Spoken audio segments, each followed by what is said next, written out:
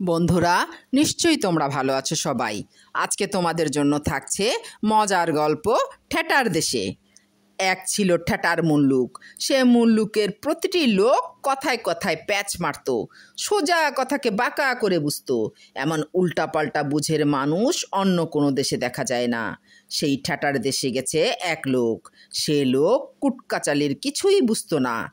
তো হাঁটতে হাঁটতে জলতেষ্টা পাওয়ায় সে ঠ্যাটার দেশের এক লোককে জিজ্ঞাসা করে, এই যে দাদা, বড় পিপাসা লেগেছে, জল পাই কোথায়?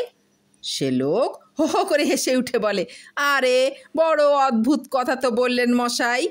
আপনি কোন আজব দেশের লোক? আপনাদের পানির তেষ্টা পেলে কি আপনারা জলপাই খান? আগন্তুক বলে, না না, আমি জলপাই চাইনি, এখানে জল মিলবে কিনা তাই জিজ্ঞাসা করেছি। ঠ্যাটার দেশের লোক বলে, মিলালেই মিলে, আমি কবি না, তবু কত মিল দিতে পারি দেখুন।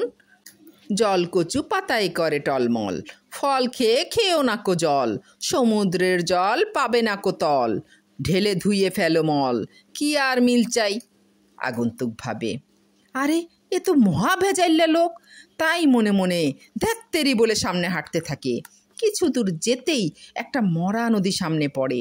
একটা জায়গা দিয়ে পার হওয়া যাবে মনে করে এক নৌকার মাঝিকে জিজ্ঞাসা করে, এখানে কি কাপড় বাঁচে? মাঝি বলে, কাপড় ছিঁড়ে পুড়ে টিকে শুনেছি, কাপড় বাঁচে বা মরে এমন অদ্ভুত অদ্ভুতুরে কথা তো শুনিনি। আগন্তুক বলে, না, সেই বাঁচা মরার কথা না, আমি জিগাই নদী পার হতে কাপড় কি ভিজবে? লোকটি বলে, বড় আজব কথা তো, জলে কাপড় ভিজে না এমন কথা কোনো পাগলেও বলবে না। এই নদীর জলে আপনার কাপড় কোন ছাতু? ফকির ফাকড়া মুসাফিরের নেংটি বা কাঁথা বালিশ, ভদ্রলোকের লেপ তোশক, এমনকি রাজা বাদশার জরির কাজ করা কুর্তাসহ সব দামি পোশাকও ভিজবে। আগন্তুক বিরক্ত হয়ে বলে, মাপ চাই বাপু, এখানে কত জল তাই বলো। ঠ্যাটার দেশের বেটা, ওজন দিয়ে তো দেখিনি, কি করে বলবো? আগন্তুক মরিয়া হয়ে কাপড় কিছুটা ভিজিয়েই নদী পার হয়। তখন রাত হয়ে গেছে।